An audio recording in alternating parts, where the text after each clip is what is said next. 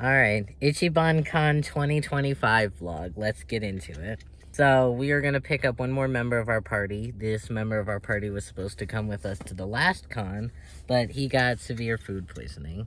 But he's completely fine and ready to come with us today, and so we're going to head over there.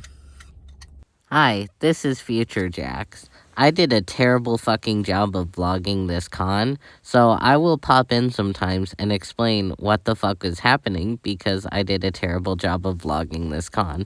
Thank you, Past Jax, for sucking ass. So, I actually ran into issues as soon as we got there. My Senshi helmet didn't arrive on time, and pretty much the entire cosplay was falling apart. So, I wore very little of my Senshi cosplay to the con, and a lot of our panels got either canceled or switched around to different times and days. So, we actually mostly just ended up shopping the first day. Here's photos of what I bought. I got a keychain of Himmel, Momo, and Senshi, and they are going to go on my ever-growing keychain collection. I also got this photo with this really cool Mal cosplayer. I don't see a lot of Mal cosplayers, and I'm always disappointed because that is like one of the first animes I watched, and so it holds a really special place in my heart. And then, I kept forgetting to get business cards, but I did manage to get a business card for the person who created my Don keychain that I bought. Good morning. It is actually the morning of day 2. I forgot to film yesterday because a lot of the events we wanted to go to got like canceled or the schedule got jumbled around. It was really weird. And then we came back to the room and we got too drunk to go out. So we ended up just spending the night at the room and not actually going anywhere. And we were rudely awakened right here at 7:30-ish in the morning to construction outside our hotel room. I don't know if it's picking up on camera, but it's very loud and very intrusive. We are about to go down and see what's for breakfast, and then we are probably gonna get ready and go places. It is about 8:55 a.m. We got woken up by construction at the ass crack of dawn, but we are fed and we are gonna start getting ready. Or I'm gonna start getting ready. Me getting ready takes the longest, so I'm gonna start. Our first event that we're going to is at 10 a.m. So if it takes me roughly an hour to get ready, then we have enough time to go over there and make it to our first event.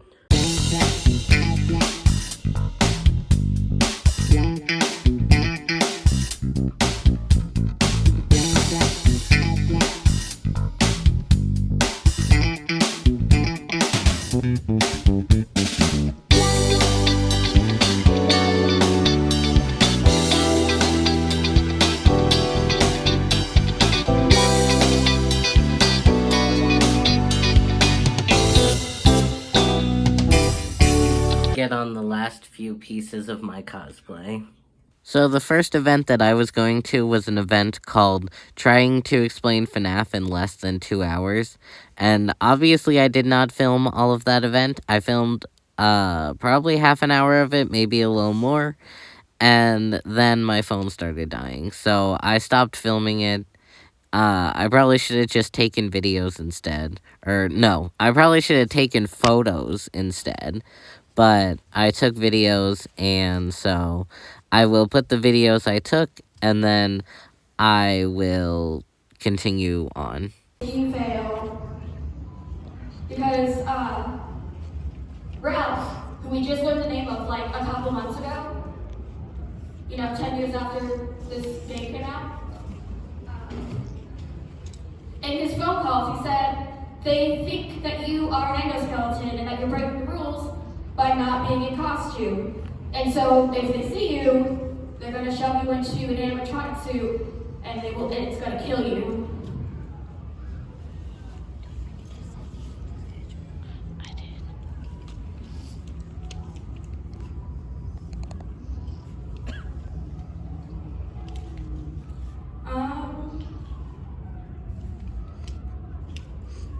Okay, so a couple more pieces of information that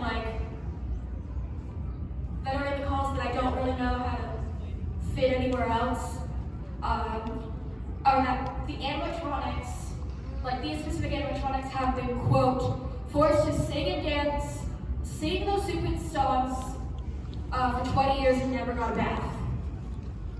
This has recently become maybe important again. It has like questionable implications for like timeline stuff. He also refers to something that called the bite of 87, where an animatronic bit someone's head and took out their frontal lobe, but the person didn't survive. Also, Ralph, he dies during the night 4 phone call. You can hear his death. It's like with the week before, but basically it's confirmed that it was Golden Freddy. Yeah, now we're getting on to the main story part of FNAF 1. And this is going to be the catalyst for the whole series, and it gets crazier from here. So, we learned about an incident where 5 children go missing at the restaurant. They were lured to the bath by someone in a mascot costume. Their bodies were never found, but they are presumed dead.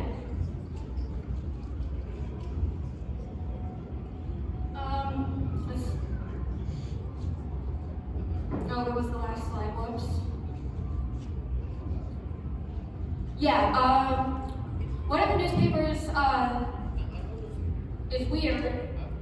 I mean, weirder than the other ones, in that the headline says suspect convicted, but then the actual text says that the suspect has been charged. Those are different things. Those mean different things, and it's a question of, was this just a mistake? Did God not know that those meant different things? You guys want to hear a little tangent about like the legalities of murder? Okay, I'm seeing some heads shake. Yeah. So basically, convicted means like you are found guilty in a court of law. But like being charged is like the police have enough evidence against you to arrest you for that crime and like make the official allegation. And like historically, conviction for murder without a body has been very difficult. And if the body is not found, you would need at least some sort of substantial evidence that is a very good indicator that the person is dead, like a large amount of blood. Let's see. Like this isn't impossible if like the bodies weren't found. There is precedent for it in the US dating back to, let's see, what was the case? Yeah, Wikipedia says that the first incident of a murder conviction without a body in the US was 1960, the case of People v. Scott in California, which is the precedent for murder conviction without a body. Quote, circumstantial evidence, when sufficient to exclude every other reasonable hypothesis, may prove the death of a missing person, the existence of a homicide, and the guilt of the accused. So that puts it into common law, which basically means this judgment means that other judges can now be like, yeah, they said it, so I'm going to say it now. Even if it's not like explicitly written into like a law.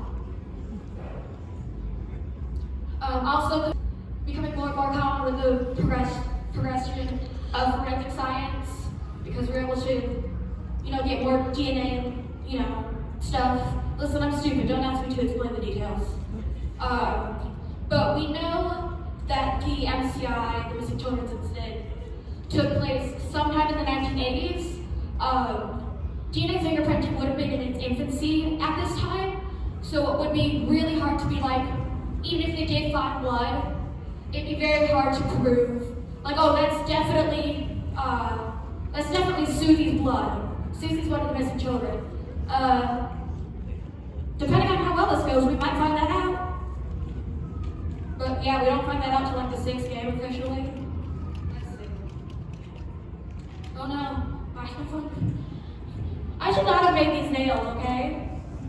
I can't navigate anything with this hand. Let's see. Okay. And even though it's called Five Nights at Freddy's, there is actually a sixth and seventh night. The seventh night is a custom night thing where you can customize the difficulty of the animatronics. And after that, you get fired for tampering with the animatronics, general professionalism, and odor. This became, specifically the tampering with the animatronics and odor, does get brought up again later in the series to potentially imply things about a timeline. But as Gimmy's Horror Homestead pointed out in that video I saw recently, it could just be a joke of like tampering with the animatronics, because you literally are like tampering with the AI to make them more or less difficult, and like odor because ew, gamer is sticky. This is basically what you need to remember from this game. MCI, 5 children go missing, and their bodies are presumably shoved into the animatronics, which is why they act weird and try to kill you, because they're hunted by the ghosts of the children. And also that's why the bodies weren't found, because no one was like, wait, these animatronics smell really bad and are covered in blood and mucus. Huh. Well, I'm just gonna go somewhere else then. That can't mean anything. You know how animatronics just bleed sometimes. The bite of 87 wasn't a thing that happened. You're fired for odor and tampering with the animatronics, and the night guard's name was Mike Schmidt. Look, the robot is sexy now. So you know that she's a girl now because she has boobs. Listen. The amount of fandom out there, of Twitchica particularly, all of you are going to hell. Oh, yeah. So, the cast of FNAF 2 gets way bigger. You have the Wicked animatronics, which they are, it's complicated. I'm trying to figure out the best way to explain this. They are the same animatronics we see in FNAF 1. So this game is a prequel to FNAF 1. It takes place in 1987, we know that for sure. We do not know when exactly FNAF 1 takes place, just sometime after 1987. We see the Wicked animatronics, they are the old animatronics that are repaired to become the animatronics we see in FNAF 1. The reason that they are disassembled and look like that is because parts of them were used to create the toy animatronics. These were created to be extra secure, so people don't go missing and die and all that stuff. Except they're not very good at it because they have haunted children metal in them, and so they act really weird around adults.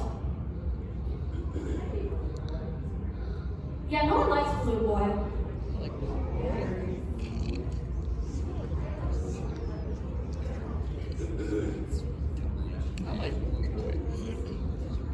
Oh, there's also the Shadow animatronics. Did I include that? No, I did not. Whoops. So there's Shadow Freddy. He's a dark purple recolor of Golden Freddy's model, and he just sometimes just sits there. And then there is RWQFSFAXC, aka Shadow Body, and he is a black recoloring of Toy Body. You can actually see him in that picture, with the glowing white eyes. Yeah, and what their deal is, I don't know. So, FNAF 2 is called a brand new reopening of a vintage pizzeria.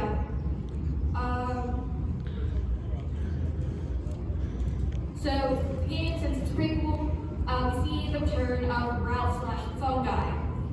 On night 4, he says that there's an investigation opened up into the pizzeria, but it's really it's a precaution, okay? Nothing happened, okay? Stop asking so many questions about dead children, okay? Nothing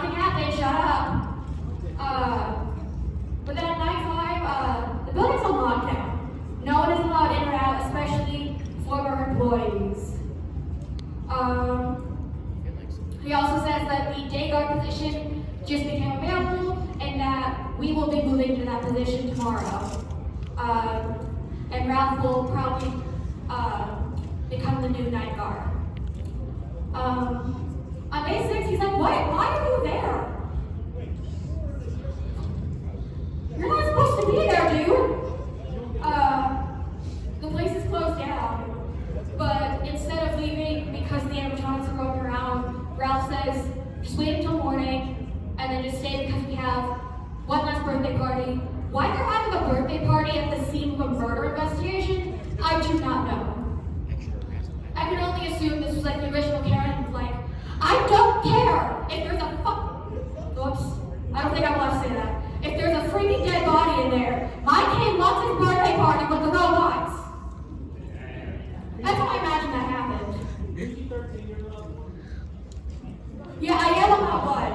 It just, oh god, it's 10:30 already. Oh god. We are not getting through all this. Okay, Matt cut me like a timeline without like going into the information of each game.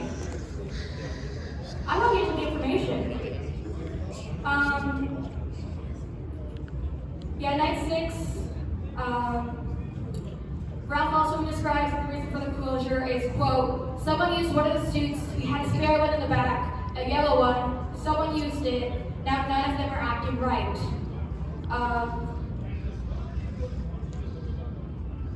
Yeah, we'll learn more about this in the minigames. Yeah, so after this night, we go to the birthday party during the day, and we're told stay close to the animatronics and just make sure no one gets hurt. And so for these first 6 nights, we play as Jeremy Fitzgerald. But then on the 7th night, the custom night, we learn that we play that night specifically as Fritz Smith. And then we're promptly fired for tampering with the animatronics and odor after our first night. I'm sorry that picture's so fuzzy, but like, it's like a screenshot of a screenshot. Well, I promise that top line does say Fritz Smith. Yeah, and it's not like 100% confirmed, but like, we're 99% sure the reason Jeremy does not return for night 7 is that he was the victim of the bike of 87. This argument is strengthened when we look at it the week before, when there's a lot of lines about like a staff member being attacked by an animatronic. Yeah. Is that because of the what? I mean, this paycheck does actually match what minimum wage would be in 1987. But like, yeah, this still wasn't good. I do think that like the overtime pay you get for the 6th night is like 50 cents. Let's see. Next we have some random mini games that you can get sometimes when you die. Foxy Go Go Go. You come out of Pirate's Cove 2 times as Foxy. The 3rd time you come out, you see the purple guy. We know he's William Afton. We didn't know that at the time. But I'm just going to call him William Afton for the rest of this, instead of, pretending we don't know it's William Afton. But being like, oh, who's the purple guy? No, it's William, we all know it. 5 dead children.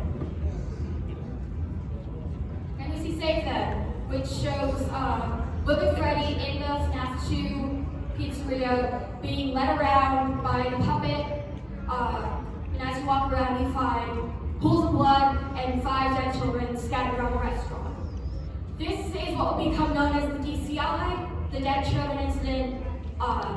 It's named this because the bodies were hidden, so we're pretty sure they were found, because they were just like propped up against the table. What relevance does this have to anything? I don't know. Some people don't even think the DCI happened. Like, I truly cannot tell you if the DCI is important.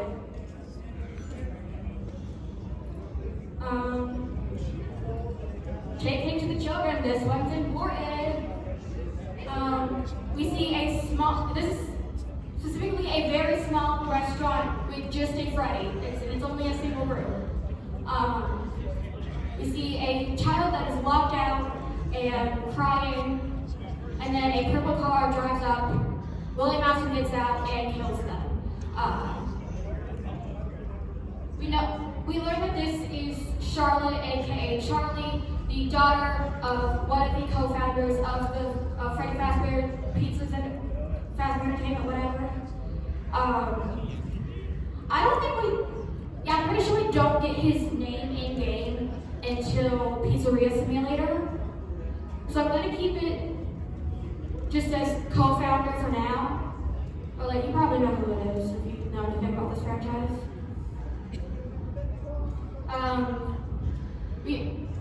This minigame ends with the puppet jump scare. And based on some other information we get in the future, we know that Charlie, like, basically 100% is the one that is haunting the puppet. We also know that she is, like, more aware than the others. Like, she remembers that, like, it's not just a security guard that killed them, it was specifically William Afton. Then Give Life, we learn that Charlie in the puppet is the one who helped guide the souls of the missing children into the animatronic suits, which like helps them possess them. There's some more stuff in like a book that we learn about like why exactly like showing them the animatronic with their body inside would make them possess it. But like just trust me, like that's how it works in this universe. I don't like that my phone keeps turning off. Okay, FNAF 3, he always comes back. So, the setup for FNAF 3 is that 30 years after Freddy Fazbear's Pizza closed its doors, someone that we just know as Phone Dude.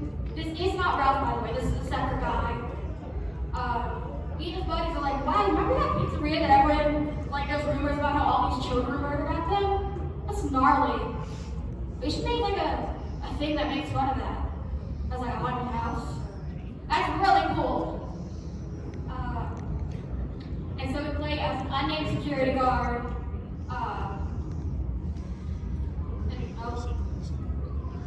Yeah, this is one of the sections of the PowerPoint I did last night that I was like, I'm not making a bunch of slides.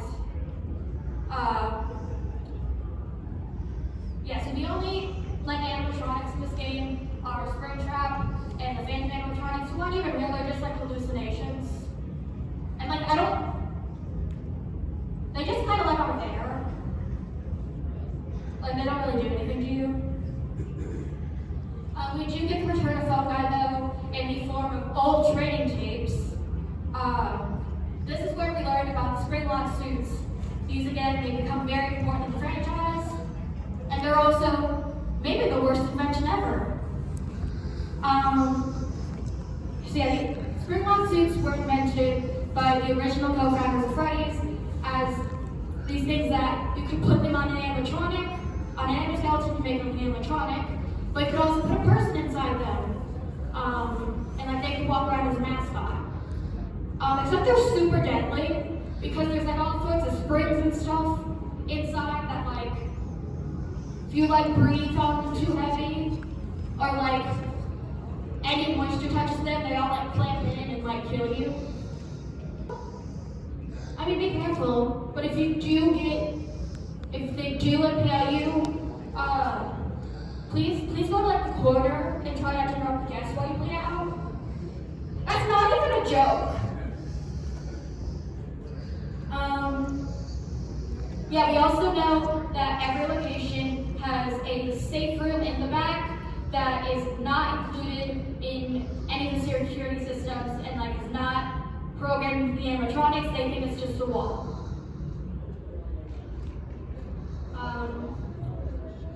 We then learned that these spring-lock suits are deemed temporarily unfit for employees after, quote, an unfortunate incident at these sister locations involving multiple and simultaneous spring-lock failures. It's really debated what this incident was. what is the sister location, and it really just depends where you put this in the timeline, like this call taking place in the timeline. And like I'm trying not to get into timeline stuff because that's where so much of the debate about this franchise comes in. And I'm trying to be as unbiased as possible here. We then learn, even after the spring lock suits are deemed unfit to be for use, the spring body suit was moved, and it's also implied that one or more customers were brought back to the safe room. We are pretty sure that this specifically is talking about William Afton luring the kids that were part of the MCI to the back room as in the spring body costume to kill them. And then, like, very abruptly, the safe rooms are getting sealed off at every location. Nothing's being taken out. And they're like, also, take this secret to your grave. Don't mention it to friends, family, or insurance representatives. Listen, Casper's shady as hell. Like, I cannot stress that enough. Every night ends in a mini game. And there's other secret ones you can get, and that's a whole bag of words. I'm not getting into the secret mini games too much. Each night, Shadow Freddy lures one of the classic animatronics to the safe room, and then when they get there, they glitch out. They're like, "This is a wall. I don't understand what's happening." And William Afton comes out and disassembles them. That's the first 4 nights. Then on the 5th night, you are like a crying dead child spirit, and you take the same path to get to the safe room. You can enter it, and you are there with 4 other dead children spirits, and you start terrorizing William Afton. And he's like, "Oh my God, a ghost! The consequences of my actions! I can't believe this!" And so he climbs into the spring bodysuit to be like, "Remember me? I killed you. I have power over you." This doesn't go well because it's like old and rusted, and there's like water dripping down from the ceiling. So he gets spring locked and starts bleeding out. And we're pretty sure like this is what led to this. We're pretty sure this is what led to the safe rooms being sealed off. Like someone found it and was like, "Oh, that's not good." Yeah. I'm just gonna. Yeah. We're just gonna like put some concrete over this and never mention it to anyone again.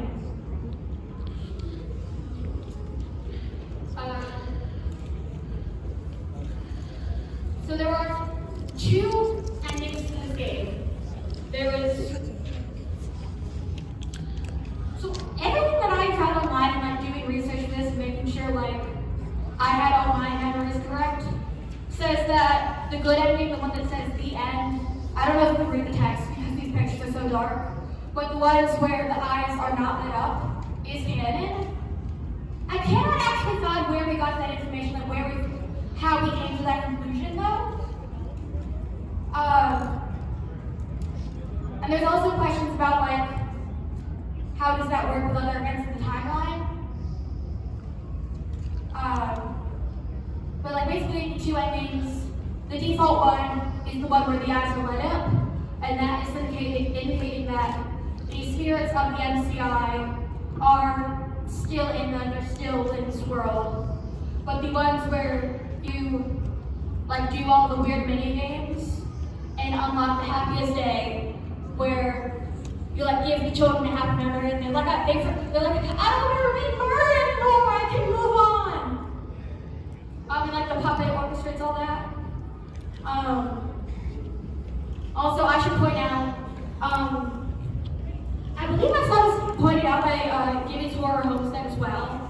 A lot of people think that like Golden Freddy has 2 like lit up eyes, and because there's this whole thing about like there's 2 spirits inside Golden Freddy. We'll get more into that. But like, yes, it does look like that from far away, but you see like one light source right here. And then like the other yellow is just like the reflection of the light, like it's glowing. You can kind of see like a similar thing happening on Bonnie. And it's just like it looks so yellow when it's glowing because it's golden Friday. Okay.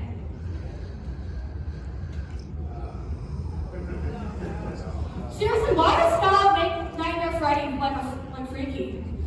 I am so glad that tongue is not canon. Like, it's deeply upsetting to me. Also, this is where things get complicated. Like, 1 to 3, believe it or not, are like pretty straightforward. Yeah, everyone and their mother has a different opinion of what's going on. This is also by far the longest section.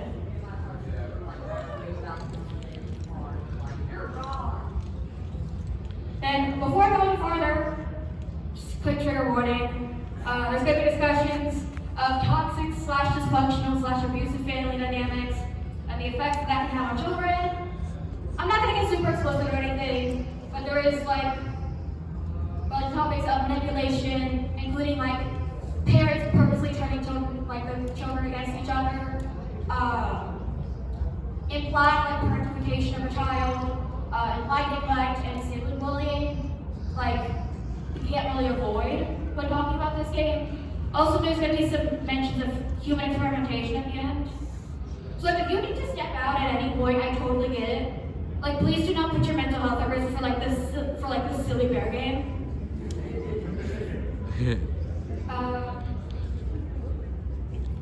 Like, there's 2 major parts of FNAF 4.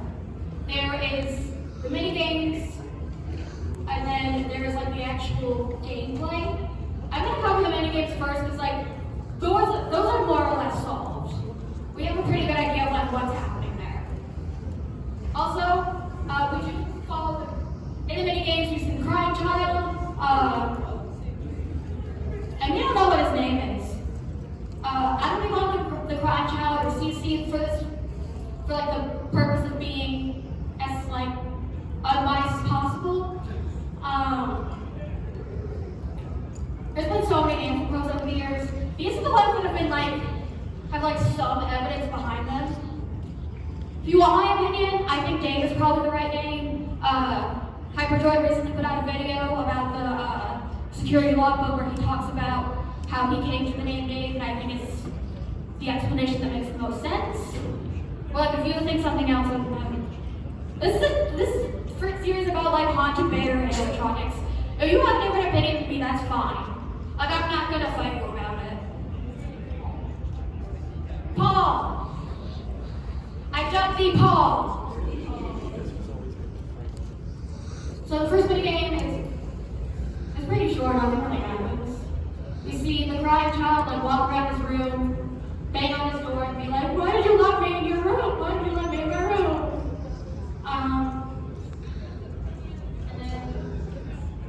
And then he just like falls on the ground and starts crying. And then his red bear plush, the one on the bed, says tomorrow is another day. That's the thing about this red bear plush. It like talks to him. What does that mean? We'll get to it. That's not creepy at all. Yeah, how is he talking? I don't know. Maybe. I can't vouch. I mean, he is like 8 at the oldest, so like psychosis, it's not impossible, but it'd be rather young.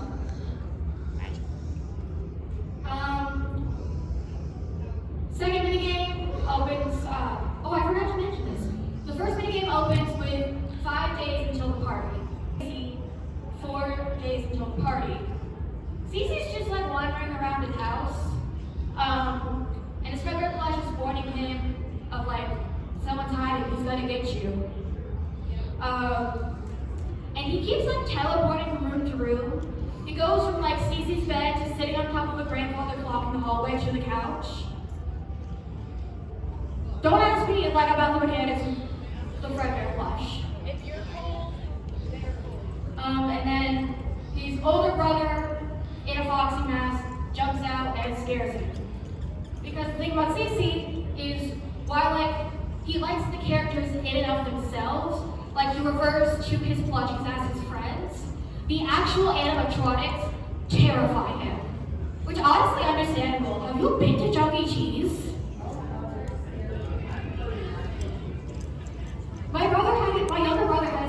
kindergarten there from like 5 to 9. And so I was forced to go to all of them, and I was like, why do you like this? This is so scary. Yeah. And then both of these mini games also end with Fredbear saying tomorrow is another day.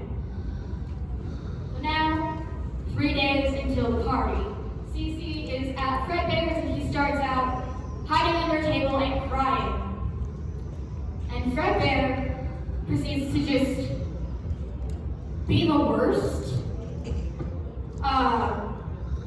And also to note, we don't ever see the Fredbear plush in this minigame, but we see the yellow text that indicates that Fredbear is the one talking. And he says, he left without you. He knows you hate it here. You are right beside the exit. If you run, you can make it. Hurry, hurry, run toward the exit. So he gets up, starts running, and then he goes to the left, and Fredbear's like, no! Don't you remember what you saw? The exit is the other way. Hurry, leave.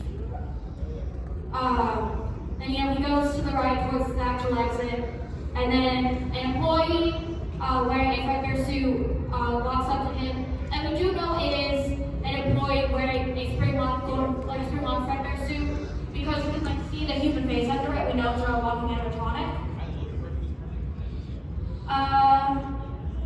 And so he runs the other way, as the Fredbear plush says, it's too late. Hurry the other way and find someone who will help you. You know what will happen if he catches you. You run left, and then you see more tables, and eventually you get closer to the stage where the animatronics of Spring Body and Fredbear are performing. And he's like, I'm not going near those animatronics. So he goes back again with the exit, which sees these red doors open, and a purple guy, it's probably a mountain. Well, that's technically a little bit speculative, helping an employee into a Spring Body suit. We know it's not a stuff, the guy's standing up and then walks away and stuff.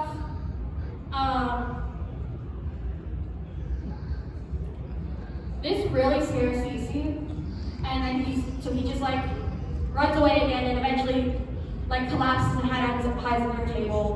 And then Fredbear's like, tomorrow's another day, it's fine. Oh yeah, here's what I was saying about the employee.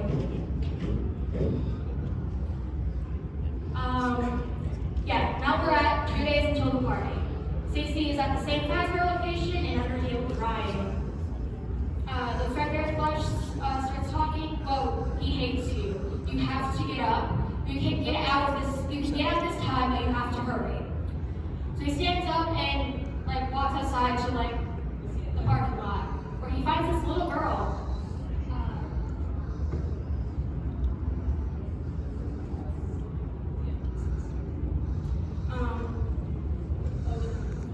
She asks, "Where's your plush toy? Mine is Spring Body. My daddy says I have to be careful with him, or I will pinch my finger. He is a finger trap," he says. And this time we actually do see Fredbear kind of hiding behind that green car. So he leaves, he walks on the sidewalk, where you see Fredbear's head in a flower.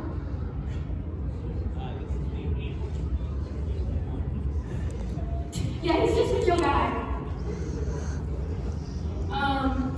And this little girl, man, she's so mean. I don't like her. She says, "You better watch out. I hear they come to life at night, and if you die, they hide your body and never tell anyone. So why do you look so worried? See you at the party," and then laughs at him. And it's just bullying him. So Stacey's like, "Oh man, it's just so mean." Just keeps walking, and I didn't understand that guy. Where we then see a slightly older boy. If these children are between 5 and 8, this boy is between 11 and 14 probably. He says, "Aren't you the kid who always hides under the table and cries? Ha ha ha. No one else is scared. Why are you? Stop being such a baby." And Fredbear is peeking out from the sewer grate like Pennywise. And Cece walks to a playground where there's a girl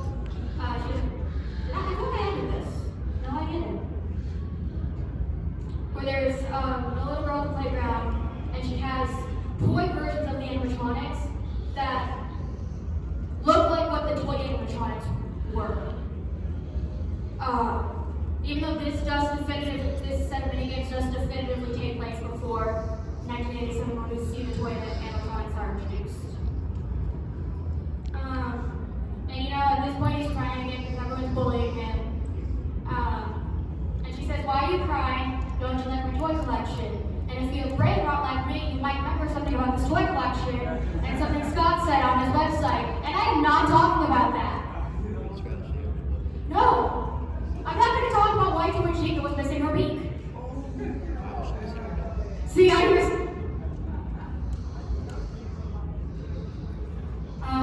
he walks down the sidewalk farther, and eventually he gets home.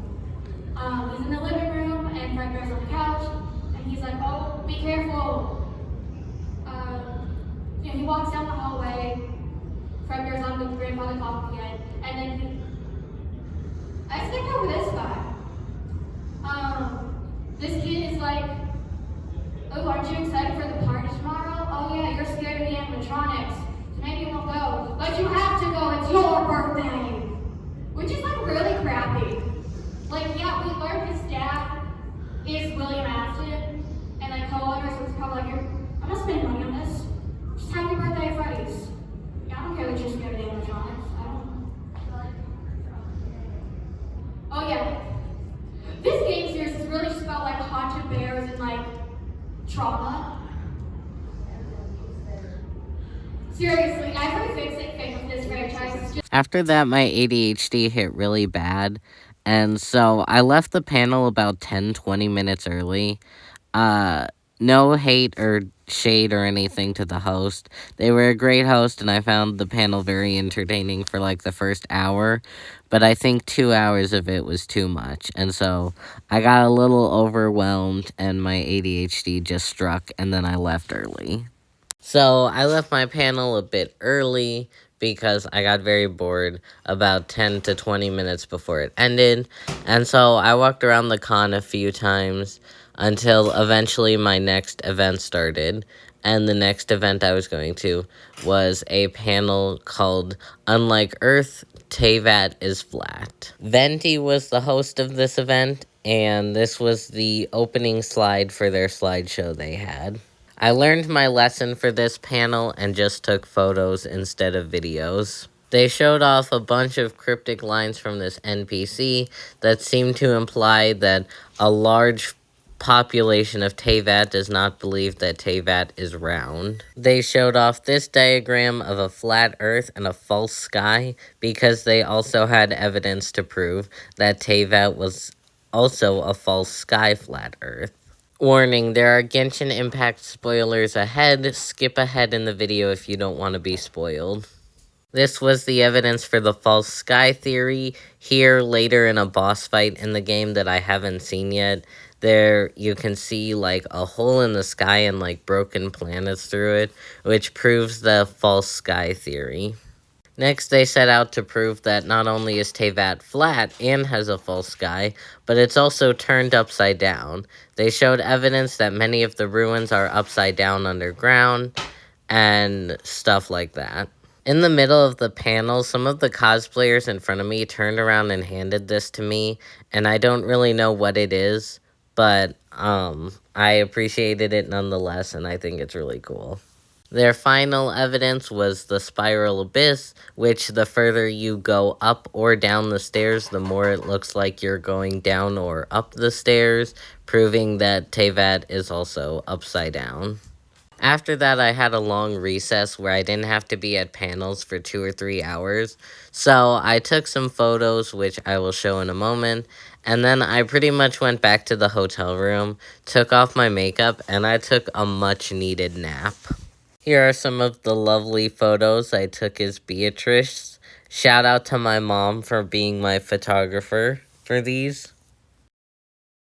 After I went back and took a nap, I got up about 2 hours later for a panel about choosing the right cosplay fabric for sewing cosplays. We showed up a little late, and so we missed a few of the slides, but here are the slides that I got. A lot of helpful information for beginner sewer cosplayers. Then we had about a 1-hour recess, and then I went with my friend to an event about how to be a VTuber. You're like, why is everything out of order? Why do you have so many scenes? What's wrong with you? And I'm like, listen, if I know how it works, that's all that matters. So with this, it is a little bit janky. I also don't entirely remember what I said in these videos because I did record these a year ago. So I'm so sorry in advance. But as an example, this little guy up here is another one of my PNGs. This is my Valentine's Day PNG that one of my friends made me. Yes, I do have whipped cream on my head and on my lap. There is an 18 plus version of this PNG, but I can't show that at this panel because this panel is not 18 plus. I am so sorry. I like coming to these and talking about this stuff. Let me be a yapper. 1 year I'll make it 18 plus. But yes, I love this PNG. I love my little beanbag. I do joke and call it the casting couch PNG. But yeah, so this is just a look at my OBS. Like I said, everyone is different. You don't have to do things the same way that I do. But yeah, so I'm gonna cringe at myself while you guys watch this. Oh, no, go back. Hi guys, me again. So as opposed to using my model this time, I wanted to show you guys what some of my PNGs look like. So as you can tell, this is one I use mostly for collapse due to the fact that it doesn't really have any bounce motion to it. My casting couch, it's a joke. Isn't open. Don't listen to me, I was lying. The ones I use more typically on my streams are going to be ones that look like this. Like this one, where you can see when I talk, my mouth opens. That kind of thing. So it simulates mouth movement. So I'll use this one. I also wanted to briefly go over kind of what my setup looks like. So Fuki, I do apologize for the infinite amount of OBS that you can see. So Fuki Tech is how these PNGs are used. I can show you guys what that looks like just a moment here. Sprout 2 captures for my model that uses VTube Studio. My overlay, which I currently have hidden, I have this in front of it. My overlay typically is the screens you would see. We have my game capture, which right now is set to League of Legends, which is the last thing I streamed. And then my second league screen, which is my display monitor. It shows my entire screen, as well as my Spotify. I am going to tell you guys, don't stream League of Legends. That is the worst game to stream ever. You have to have 2 separate screens to stream it at any time. It is a pain in the ass. And I would have stopped if I didn't like League so much. But anybody who has ever, if you've ever watched someone who streams League, it's an addiction. You keep going back to it and you never stop.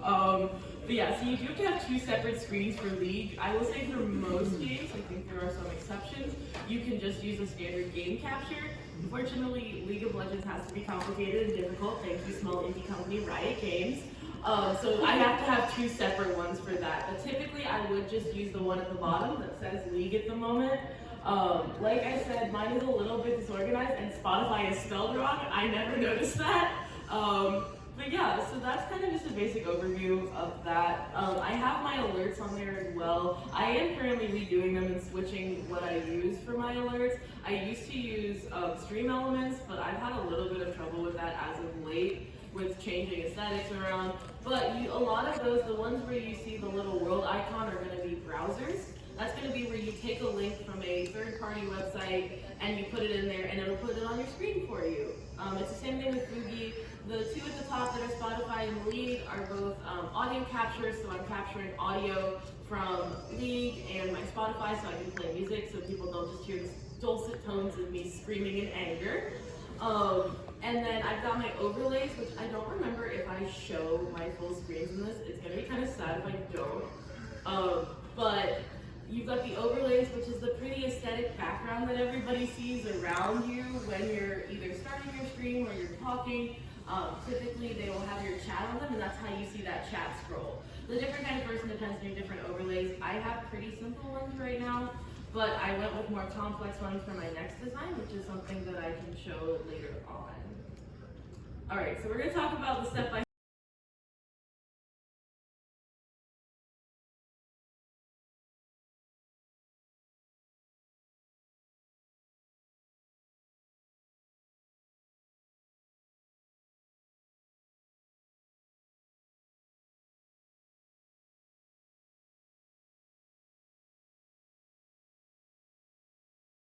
And here is the barcode for that lovely VTuber who hosted the panel.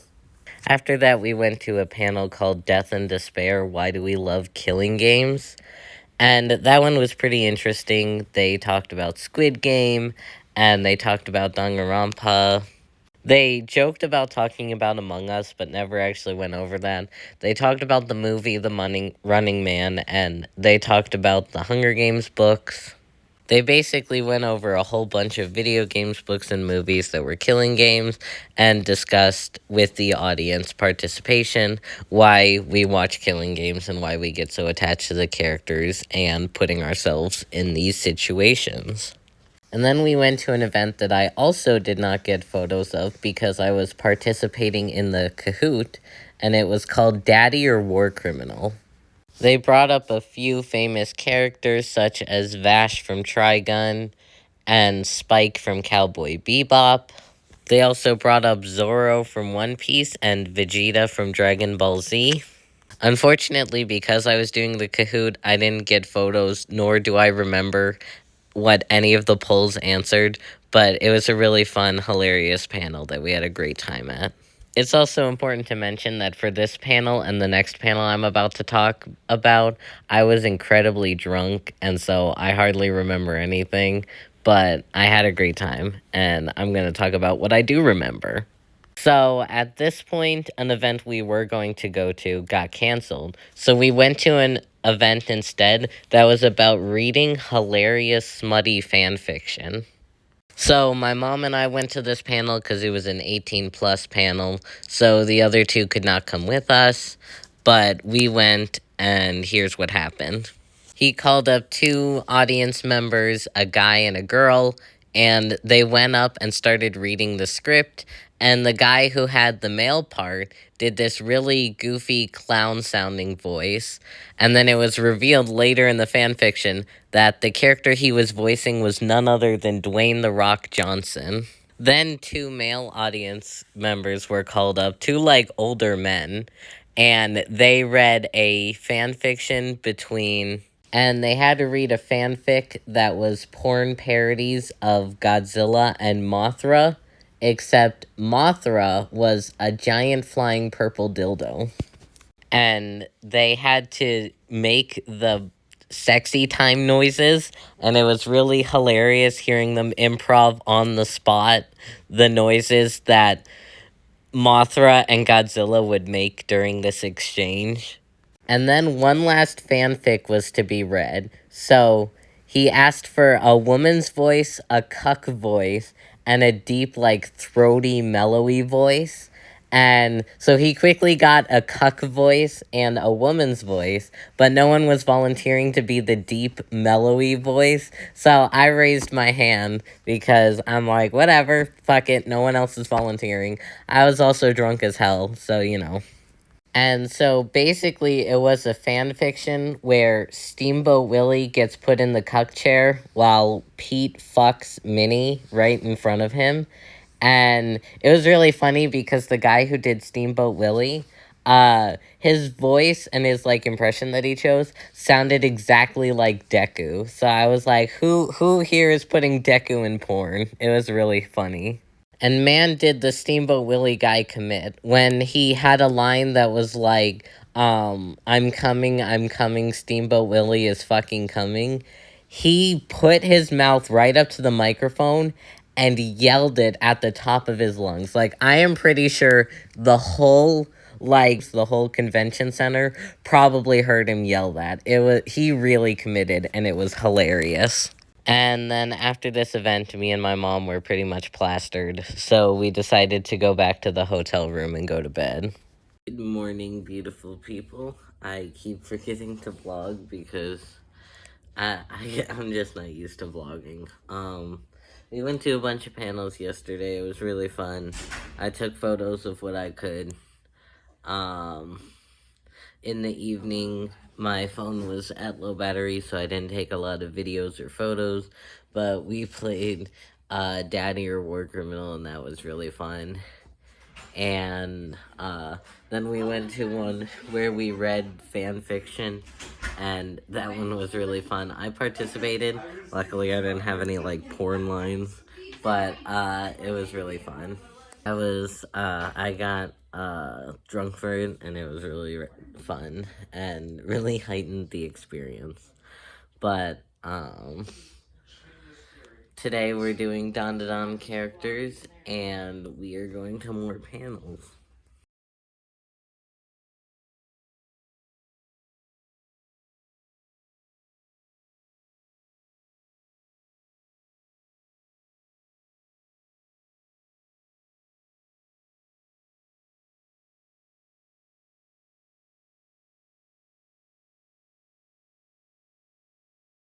So, for our first panel, I did not get any photos or videos, but they basically talked about Genga, which is this stage in the animation. They talked about how expensive it was to make an anime, and talked about how certain animators will animate still frames but move certain things on the still frame to make budget shortcuts, such as only animating hair when wind is blowing on a still standing character, or only animating mouth movements when a character is talking. They talked about how certain animators are specialized in certain fields. They talked about one who specializes in fight scenes and action, and they showed off a video of a guy who spent 5 hours painting a background for it to show up for 3 seconds in the actual episode. Then we went to a panel called Americans in Anime. They basically went over a bunch of different American representations in anime, like Star and Stripe from BNHA and the United States / America in Hetalia. There are also multiple documented parodies of our presidents, such as Obama, Trump, and Hillary Clinton. These American parodies are often portrayed as gun-loving and food-loving, war-loving people, which honestly, for this country, is not far off these days. They also showed off multiple fast food chain parodies that often show up in anime, like McDonald's and stuff like that. After that, we had a 1 hour recess, and we got some photos professionally taken. This is the Instagram of the photographer if you want to go see it. Here are a few photos me and my family took together as our Don cosplays. And there was a cosplayer who was standing a few feet behind my friend who was taking the photo, who was also taking photos of us without our permission. I don't really care that much, but it was just an interesting thing to add on to this story and mention. I also took a few selfies of myself while we were sitting in the cafeteria, so here are those. And now I will play the TikToks that we filmed that I have saved to my phone. And the nerds have emerged from their basements, wearing strange costumes to shield their pasty skin from the moonlight. Can you at least try to see things from my perspective?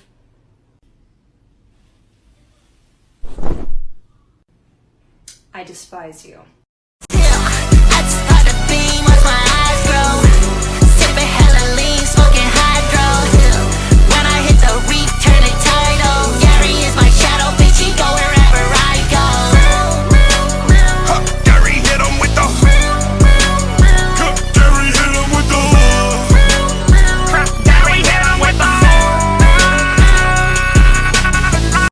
Should I talk about how I saw 3 people die in a week? I'm convinced that my ass has gotten bigger. Dude, it's so fucking hot. So, we just got back from our first few events, which I keep forgetting to film because I'm just legitimately enjoying the events and I keep forgetting to film them. But we went to a background to animation, and that was really cool. And yeah, we went to an event about Americans in anime, and then we took some photos, filmed some TikToks, and we were trying to go to a Ghibli event that my mom and I were really looking forward to, but it got canceled because of bad weather, and so We came back to the room, and in a bit, we're gonna go check out some more panels, and I will try to remember to at least take photos of those.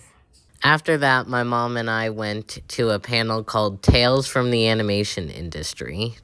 It was a very informative and interesting panel that I am sad that I did not get any photos of or videos of, but I will briefly describe what they talked about. They basically talked about a bunch of fun and hilarious scandals in the animation industry, and it was hilarious. The first one they talked about was the Ghost Stories dub and how it happened.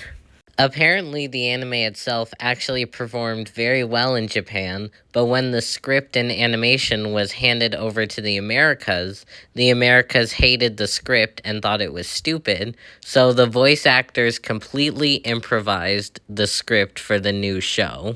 Recording was described as a race to see which voice actors could get there first, because whichever voice actors got there first got to record their shitty made-up improv lines first, and everyone else had to work their lines around the lines that were recorded first. They also went over how when My Neighbor Totoro was handed over to the Americas, they wanted to change Totoro's name and no one else's, just Totoro's. And one of the options was My Neighbor Craig. So the movie we could have had was My Neighbor Craig. There was also a squabble Ghibli had with the Americas because the Americas kept making cuts in Hayao Miyazaki's movies. So one of his higher-ups, when they came over to the Americas, brought a sword with them as a prop piece and said no cuts to the staff.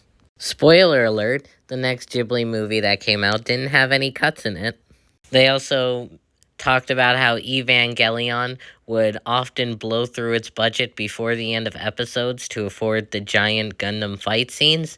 So to fill up episode time, they would often extend scenes much longer than they needed to be, such as the iconic elevator scene where they stand still and don't say anything for an entire 60 seconds.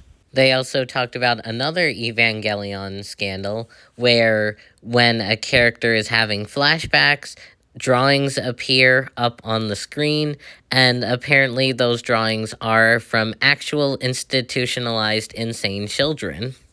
And finally, they talked about the famous Pokemon seizure episode that caused multiple people to have seizures when it happened.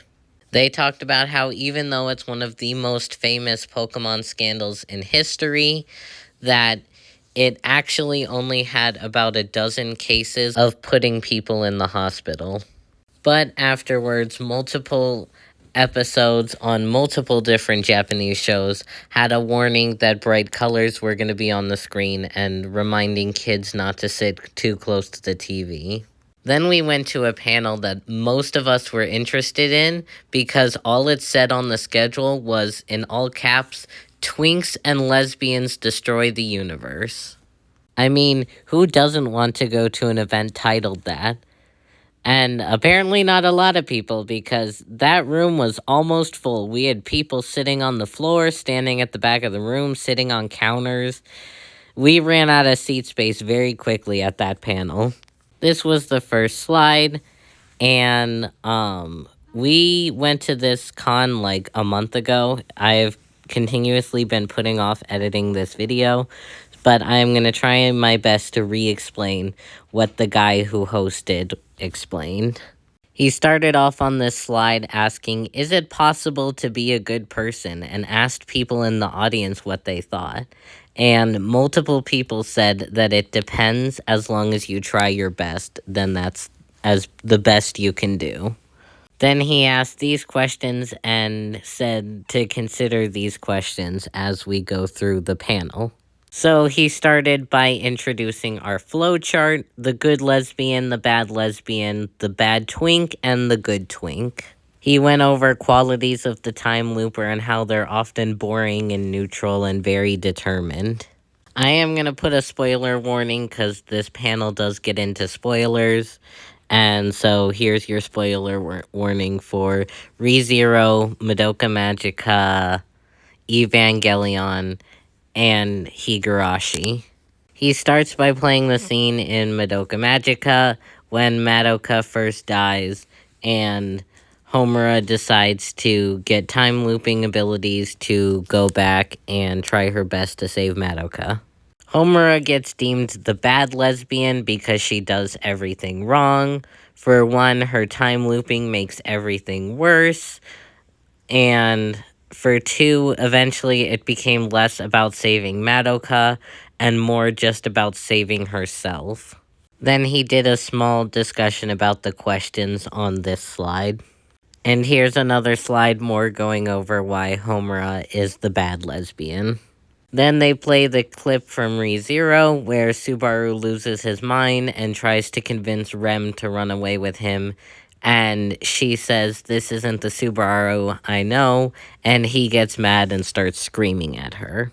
Subaru is then deemed the good twink because he is always worrying about saving his friends. There are multiple timelines where he will even kill himself if one of his friends did not survive. And he also is not overconfident in his abilities. He knows, hey, I suck. I'm not that good. I'm just some basic teenager. And he's a very humble time looper. And that's why he's the good twink. Then he plays a compilation of clips of Nagisa and Shinji from Evangelion hanging out and talking to each other. And then Nagisa is deemed the bad twink because he is very stuck up and confident that he can save Shinji and humanity by himself, but eventually he realizes he needs humanity's help to do that as well. The host also asked if his role as a god figure affects the logic of his goals, and I can't really remember how that discussion went, but he basically used an example like, why would a higher being who doesn't really even see you at all and just sees you as insignificant, why would he try so hard to save you? And then he asked, is fate absolute? Then they played a clip from Higurashi that I can't really remember how it went, so I'm just gonna move on. I unfortunately lost the slide for her, but the slide for the good lesbian was Rika from Higurashi. This is the one I remember least about, so I can't really remember why she's the good lesbian. I think it's because she kept an eye on her goal and didn't really do much fucked up shit while she was looping. Then he went over how she was tortured by an evil spirit, and when she finishes looping after about, I think it was 70 to 80 years, she realizes she is not the same 11-year-old she was 80 years ago. So she splits herself off into two parts. The 11-year-old girl that goes back to living a normal life, and the part of her now that has become corrupted and is now the new sadistic being who sentences people to time loops. And according to the host, this evil half of her is the villain in the next Higurashi series. So that's pretty interesting. Then he goes over Homura being the worst lesbian because when she unlocks godlike powers, she eventually betrays Madoka and resets the entire universe in her image so that she can go back and just live a normal life with her girlfriend. Then he goes over love and possession and how there's no such thing as a good person. Then he goes over how this is clearly a sign to not give gay people time travel powers and how none of the characters are bad people. They are reflections of the situations in which they were placed. So then that panel ended and we tried to go to the cosplay contest, but they hit capacity. So we ended up just deciding to not go to any more panels for the night. Before we left, I got a photo with this Kaiju number 8 cosplayer, and I was very thrilled about it, as you can see. So, we just got back from Twinks and Lesbians Destroy the Universe. That was awesome. We have about an hour recess, and then we're gonna head over and watch the cosplay contest. So it is currently the final morning, Sunday morning. We are heading back. We pretty much cleared our schedules last night because we were all super tired. We didn't go to any panels after like 10 o'clock last night. And we just kind of hung around the hotel and slept. It was really nice. Make the drive home now, and I think I need to go back and reshoot some clips before and after events because I did not talk a lot about the events. Overall, this was definitely one of my favorite cons in the past 6 months, and I can't wait to go to Ichibancon next year as well.